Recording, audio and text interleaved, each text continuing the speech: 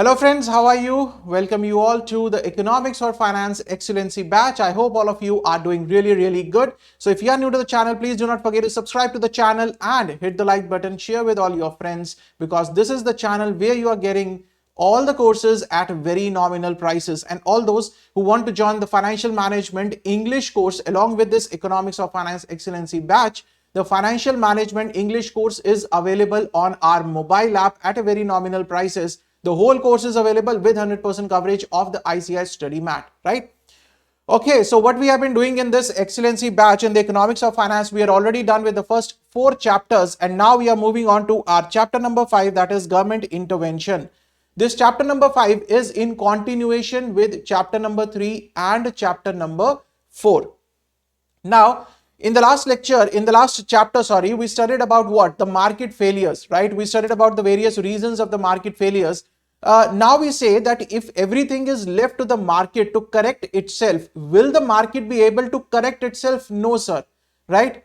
Why? Because of the imperfect information that is available in the market. We studied about the asymmetric information. We studied about the information, market failure due to the incorrect information, right?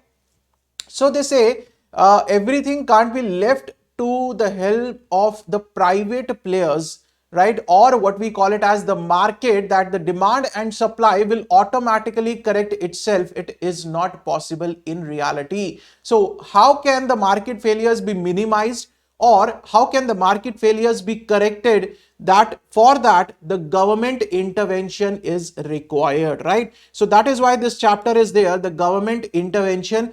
If you have not done the last chapter, that is chapter number 4, so my advice is first go through the chapter number 4, because in chapter number 5 what we are going to study is we are going to correct all the reasons, whatever the reasons were.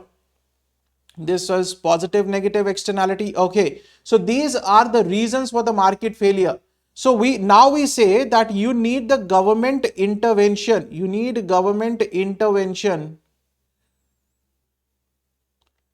to correct these market failure. How can these be corrected? Sir, the government will work on these reasons. If these reasons are eliminated, obviously the market failures can be minimized or eliminated, right? So how the government intervention is going to work upon these reasons?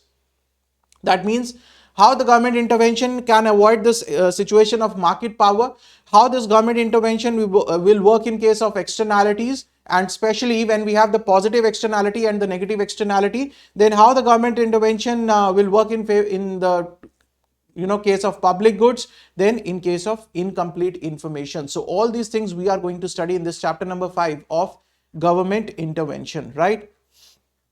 Again, very important chapter.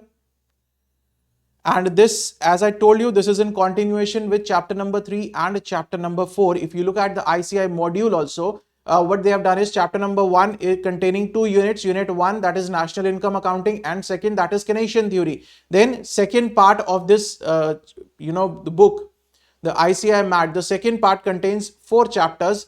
Out of that, 2 chapters we have done. The third is the government intervention. The next will be the fiscal policy that we will be doing, right?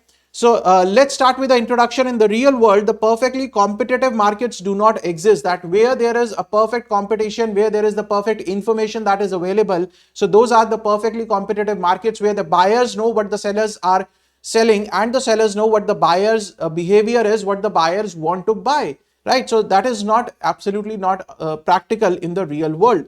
So government plays a vital role in creating the basic framework within which the fair and open competitive markets can exist, right? So the government intervention is very important to correct the market failures. Government intervene in the market mechanisms to ensure the greater welfare to the society. See, the governments are always working with just one motive, that is the overall welfare of the society at large, right? They do not want, they are not against the businessman, right? That they want only the other people of the society to grow and they are going negative against the business or the producers. No, they want the welfare of each and everyone, whether that is a producer or whether that is a consumer, but it should not be at the expense of each other. Each other means that the producer should not be getting more of benefits at the expense of consumer, and the consumer should not be getting more of benefits at the expense of the producers. So there needs to be a balance for which the government intervention is required. Clear? Right, sir. So now, as I told you that the government will try to eliminate the reasons for market failures. That is what we are going to work here now. The first topic is the government intervention to minimize the market power. Market power means the monopoly being created. Now, if there is a monopoly, then how the market failures can exist, we have already studied in the last lecture, right? There can be high prices. Because of high prices, the demand will be less and there will be imbalance between the demand and the supply. Secondly, the person, if that is a monopoly, he might not be able to serve all the demand of the society, because obviously there will be limits in terms of the quantity being produced. So how the government can work in this case, the market power or the monopoly power contributes to market inefficiencies, or what we call it as market failures. Inefficiencies means the market failures. It leads to higher prices and restricted output, leading to the deadweight loss, which we have already studied in the last lecture, right? Now, what are the ways of the government intervention? The first is competition based. The government says that we will not let monopoly rule this market. There will be competition, there will be other manufacturers, there will be other producers, but even in that competition, it should be a healthy competition, right? It should not be like the producers are having the cat fight, right? And you will not produce this, you will not produce this. Two producers join the hands to eliminate the other producers in the market, again creating the monopoly situation. So all these things are not in the favor of society. So government promotes healthy competition to prevent the emergence of monopolies. So whatever the manufacturers are there, whatever the producers are there, there should be a healthy competition between all of them. Prohibiting all the anti-competitive actions, contracts or agreements which may be detrimental to the consumers. For example, let's say in a particular market, there are four producers. There are four producers of the product. Now, what happens? These two are very good friends. They join hands to eliminate these two. They say we will eliminate these two. What will happen? They will create monopoly here. They are joining the hands. They are writing the agreements that we will eliminate these two, and the whole market we will take over. Then we can set any prices we want, right? Irrespective of the quantities, whether we are able to meet the market demand or not. Again, it will create the monopoly and it will lead to market failure. So all these kinds of practices, all these kinds of anti-competitive actions or the agreements or the contract, the government tries to avoid that or prohibit that, right? Ensuring the proper use of the intellectual property rights and avoiding their misuse, that someone should not be misusing the intellectual property rights, that I am the only person that who is having the right over this product, that only I can manufacture it, right? This is my property, my intellectual right. I should be using it and I am the only manufacturer. Again, what will happen, sir? In that case, there will again be a monopoly situation leading to the market failure, right? Clear, sir? Examples are the Competition Amendment Act 2007 in India and the antitrust laws in India. So through legislation, basically, they can control these things, right? Competition based. Through legislation, the government can control the anti-competitive actions, contracts, agreements. After that, the second is, one is the competition, creating the healthy competition. Second is the price based. Price based is setting the maximum prices that the firms can charge, especially in case of the natural monopolies. Now, what is a natural monopoly? Now, this is important, sir. These small terms can be asked in the examination, right? Now, he says if there is a monopoly in the market, we say that the firm which is having the monopoly can charge any price from the customers, right? Thereby leading to high prices, which is detrimental to the society at large. And sir, he says now the government will set what is the maximum price that a firm can charge, especially in case of natural monopoly. What is a natural monopoly? Natural monopolies are the firms that can produce the entire market output at lower cost than what it would be if there were several firms. Example, electricity and water supplies. A particular firm has that much of capacity that that firm can manufacture and fulfill the demand of the society, right? They can manufacture the sufficient quantity which can fulfill the demand. Now, in that case, that firm is having the monopoly, right, with the full output. Now, that firm will say, I can charge anything because I am, meeting the demands of the society at large, and I am having the monopoly in this case. Nobody can enter the market. So, in that case, there are high chances that these firms with the natural monopolies, they might say that we now are the king of the market, we can charge anything that we want. So here comes the role of the government. The government says, no, we will set the limits within which you will have to charge, right? So setting the maximum prices that the firms can charge, you cannot charge beyond that. Determines the acceptable price which ensures the fair rate of return. This is called the rate of return regulation. Now he says, while setting the maximum price, the government also has to see that the firm which is producing, which is meeting the demands of the society, and even if it is the monopoly firm, there should be a fair rate of return to the firm also. It is not that you have to work only in the favor of the consumers and which is detrimental to the producers. No, sir. The prices should be that even the consumers are not hit by the high prices, and at the same time, the firm which is manufacturing, this natural monopoly firm, right, this firm should also get the fair rate of return based on its cost, right? So the government has to think from everyone's point of view.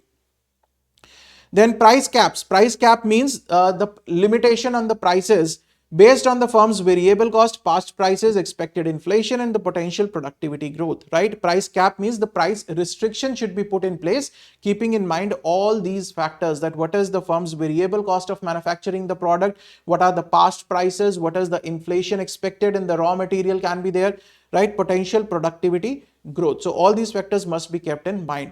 So how the market power can be done? One, through healthy competition. Second, through the price, right?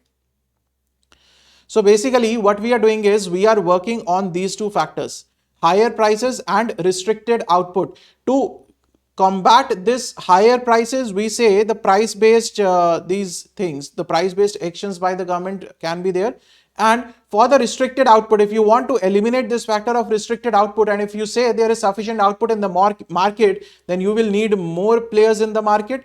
More players means more competition in the market, and the government says that we want to promote healthy competition so that the other players can also come into the market and they provide the sufficient output which is required to meet the demands of the society, thereby eliminating this restricted output feature also, right?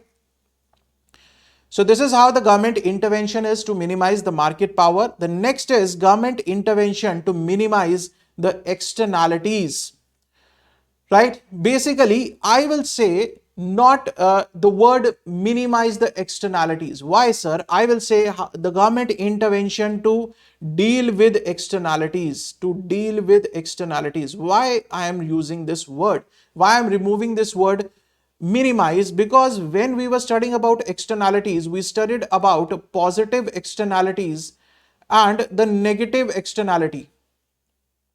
Right? Now, what is a positive externality? It is a benefit being imposed by the action of one on the another. This is a cost. Now, when we are talking about positive, how can we say that we need to minimize the externality?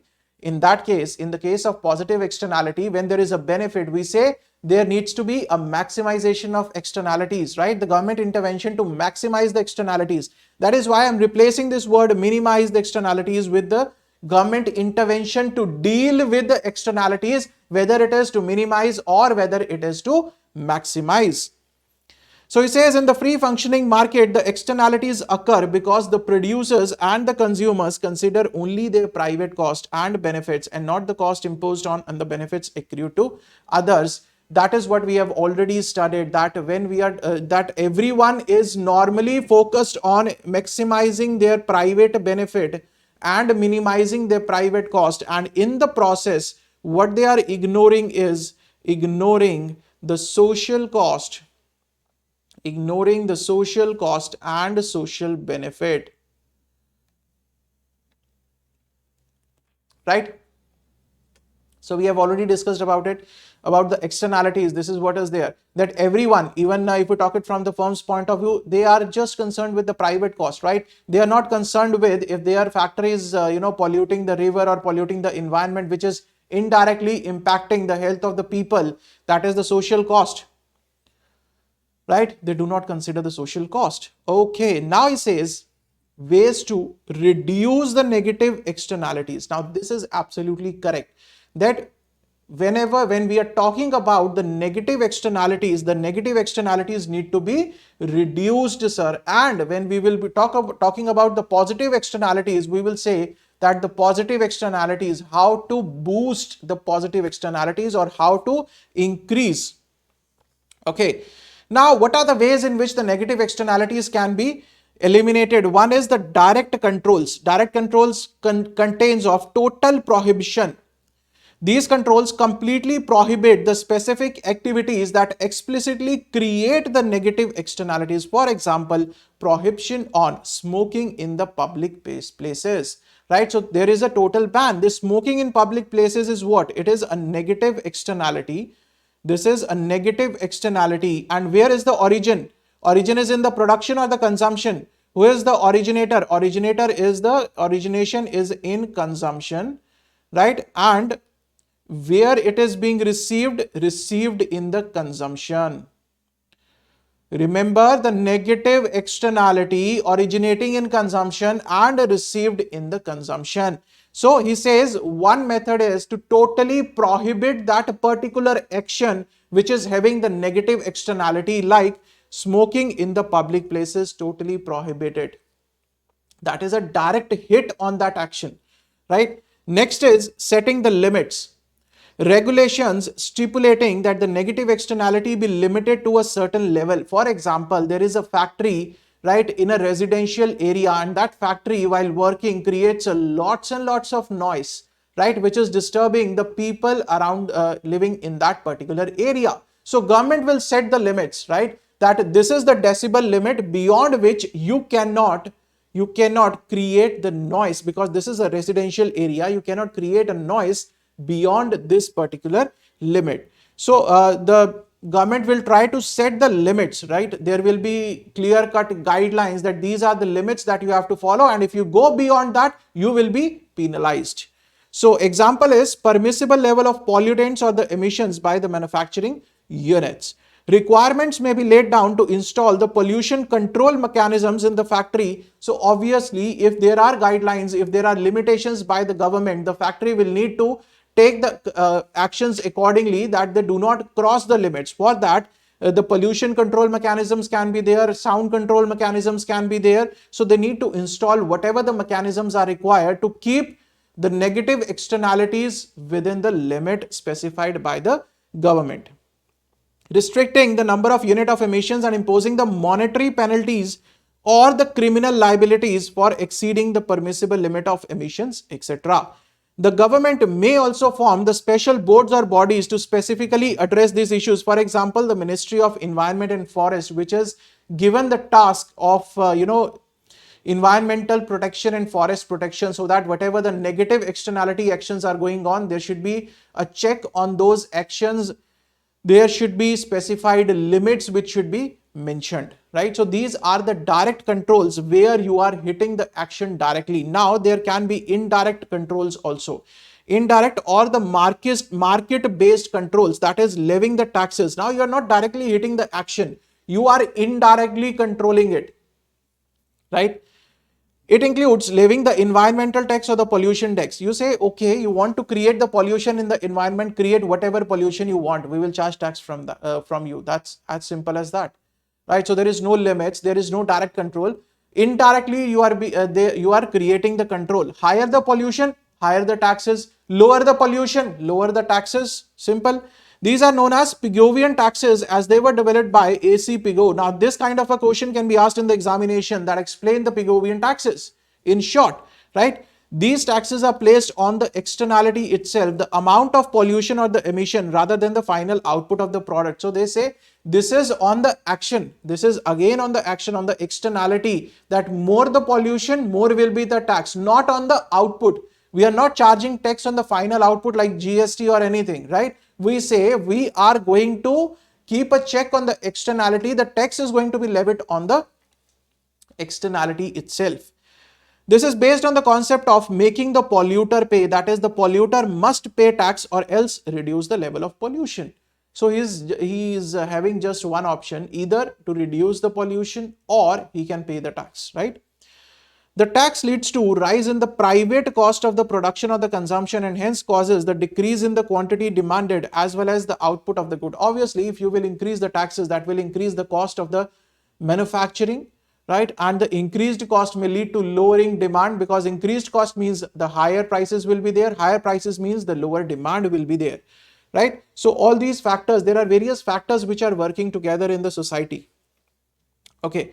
What are the disadvantages of levying the taxes? Now we say we can levy the taxes, but there are certain disadvantages which are linked to levying the taxes to control the externalities. What are those disadvantages? He says it is difficult to estimate the exact right level of tax which ensures that MPC plus tax is equal to the social cost. Now he says it is very difficult to identify how much of the pollution is going into the air, right? Every time one person cannot be standing in the air with that checking instrument to check what is the level, and the taxes are levied accordingly. So that is not practically possible, right?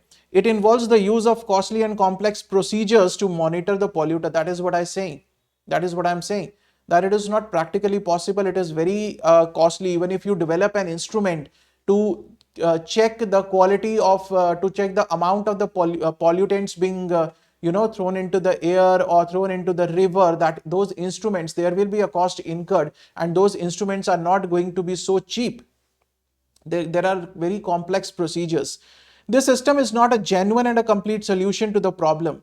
Obviously, sir, obviously not a complete solution. Why it is not a complete solution? Because some of the producers, what they will do is they will pay the taxes. Now they will be worry free. It's okay. We are creating the pollution. We will pay taxes, and ultimately what will happen, sir?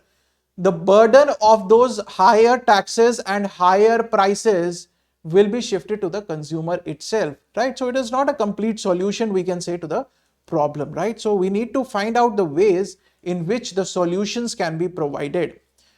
For goods having the inelastic demand. Inelastic demand means which is not largely dependent upon the prices.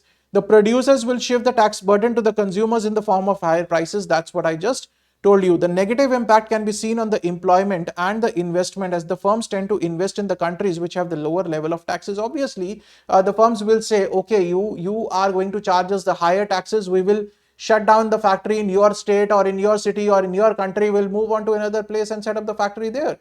Right? So again, it is a loss to the economy.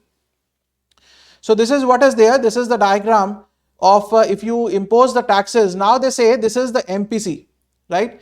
And this is the MSB, that is the marginal social benefit and the marginal private benefit. And this is the quantity that is initially being manufactured. This is the quantity that is initially being manufactured. Now it says, what will happen, sir, if you impose the taxes? This private cost will increase, isn't it? The private cost will increase because the manufacturer will have to pay the higher taxes. Now, if the private cost will increase, this price will increase. This price will increase, sir.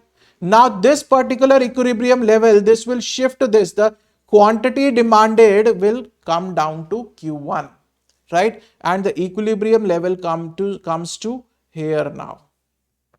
Right? This is what the diagram says, that in case of negative production externalities, the marginal social cost is greater than the private cost. We all know that, right? The cost to the society is more than the private cost. Hence, the free market leads to overproduction. That is OQ level of output, where MPC is equal to private cost is equal to private benefit. There is no society that is being involved. Now, this is the loss of social welfare.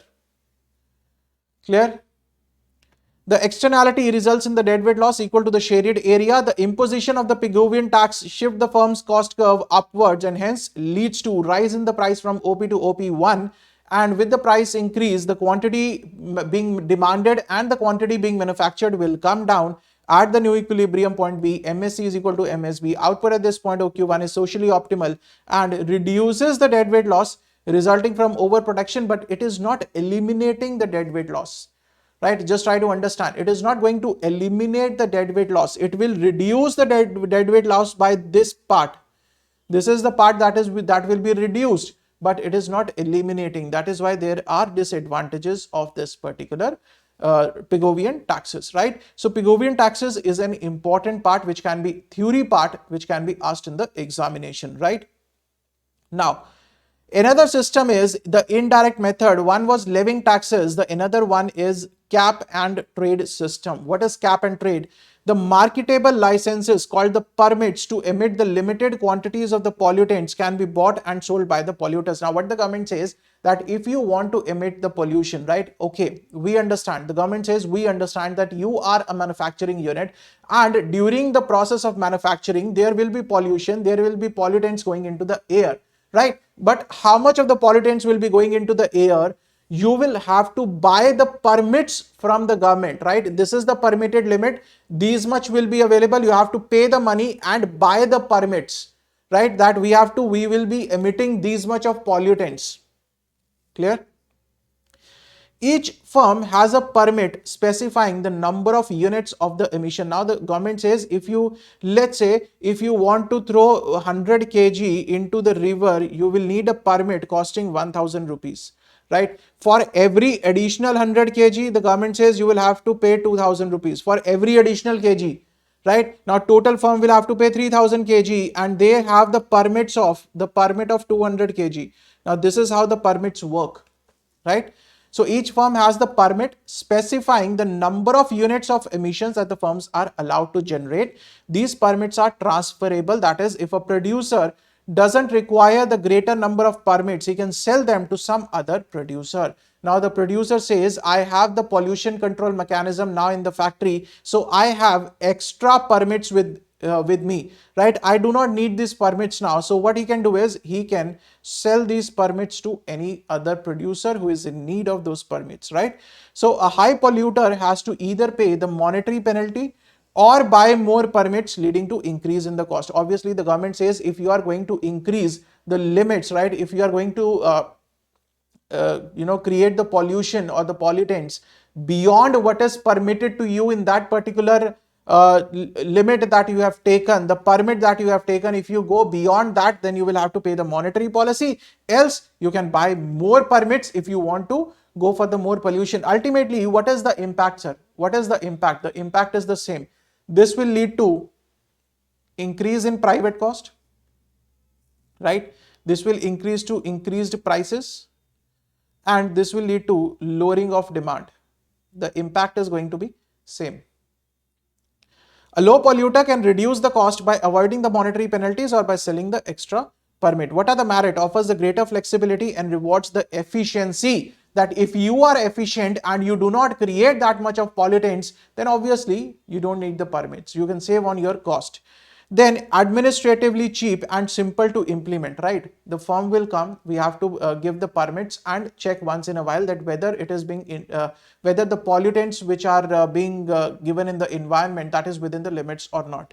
Provide the incentives for innovation. Obviously, the firms will look for innovation so that they do not have to buy the permits, or they have to buy the lesser number of permits and save on their private cost.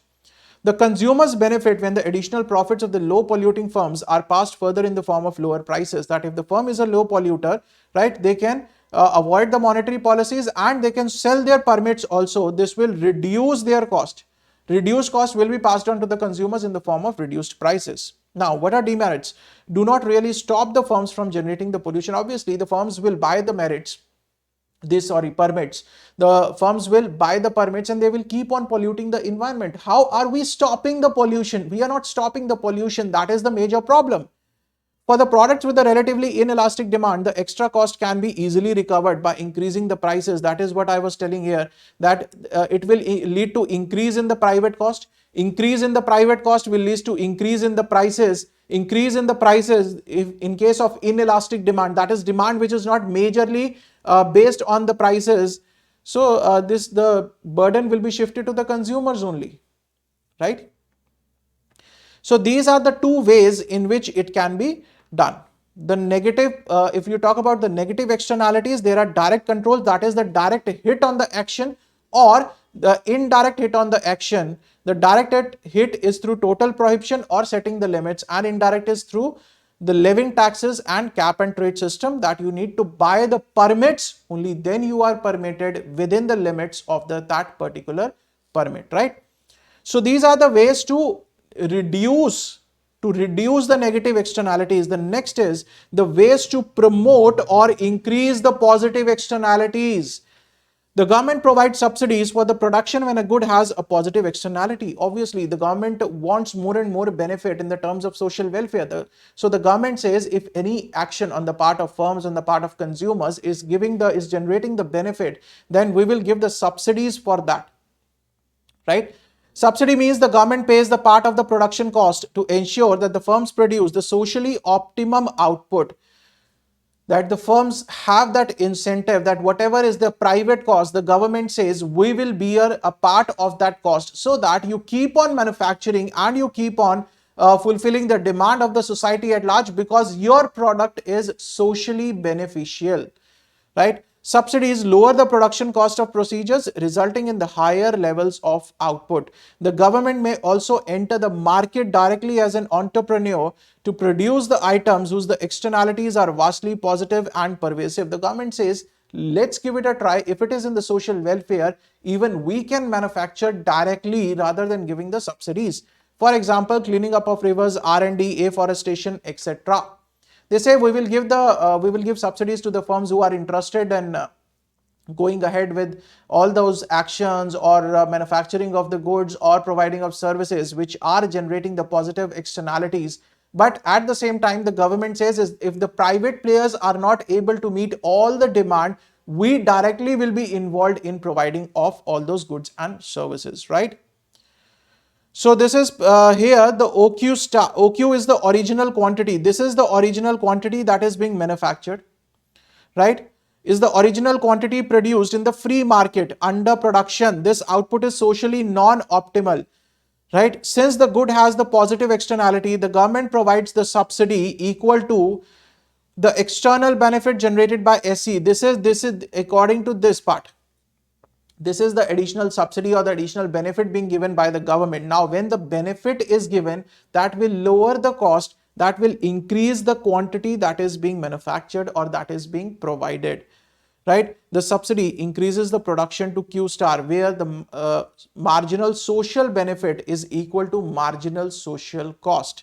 This is socially optimal level of output. So this is actually the optimal level of output after the government is providing the subsidies. This is under production. This is under production, right? Even if it is a desirable product, if the firm is having the cost, the firms are mainly concerned with what? Earning the profit, sir. Right now, because the government is giving the subsidies that will reduce the cost of the firms are ready to produce more. Otherwise, they will not have any motive or any intention of manufacturing more output. Even if it is in the overall welfare of the society, the firms will not be that much motivated to produce more and more and more.